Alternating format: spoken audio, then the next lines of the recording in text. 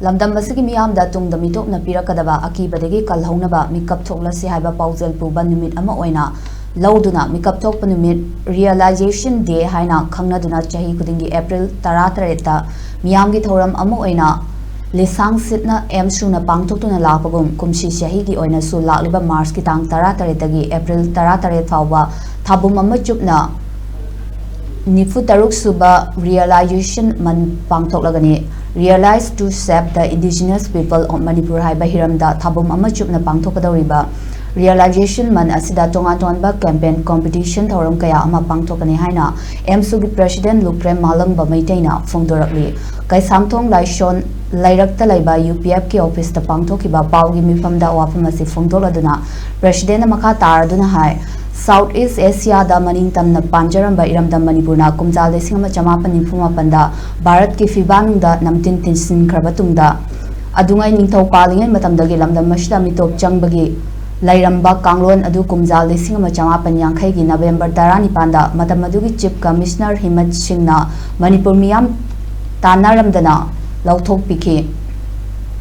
Matam madudagi mitop miyan sa single palaitana ising isawgum changsillakhibana lamdam asigi kasin koya sin thungna khunda san kibadagi ngasidi ramdam asigi yalhaw furup singi punchirolda akanba safu pirakpada natana lamdam asigi apunbagi saktamdasu chauna singnaba ngamlakpagi tangkak ama lakli haiki adungai manglam chatki mirol singa Manipurna Bharat ta tin khraba matung ikui kuidana kumjal lesingama chamapan yankhai mathoi lesingama chamapan humfumathoi amadi lesingama chamapan humfuthara mathoi gi mikok thibagi population growth rate na oirakliba phibam adu kupna nainaduna khanghen hengal agliba mitopna tunglam chatta soidana yalhaw furup singda asoba safu ama mayoknarakani haibagi asanba mitengda meeyam gi akanba ihau ama changsin bagi mathau tabadu khangki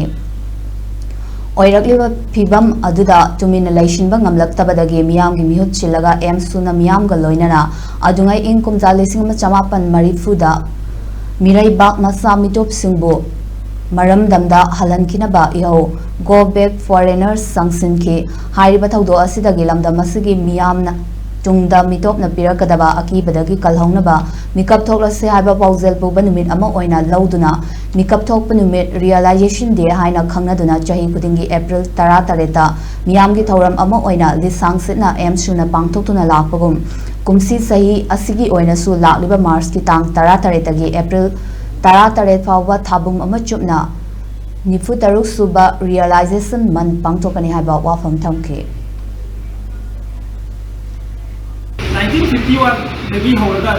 2011 bawda laiba Manipuri census da laiba population growth asi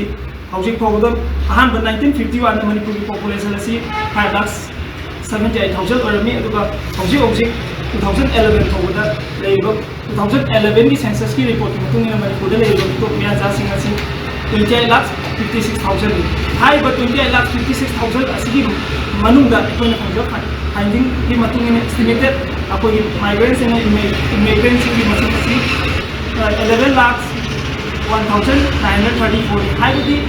lakh पुन निफा लिसिंग या कहीं तर अच्छी की बनूंगा 11,01,934 से मितो में आता से मशीन ताली बदी कोई मणिपुर मितो में आता से ले ले किसी की 2011 सेंसस की रिपोर्ट से मितो में आता है तो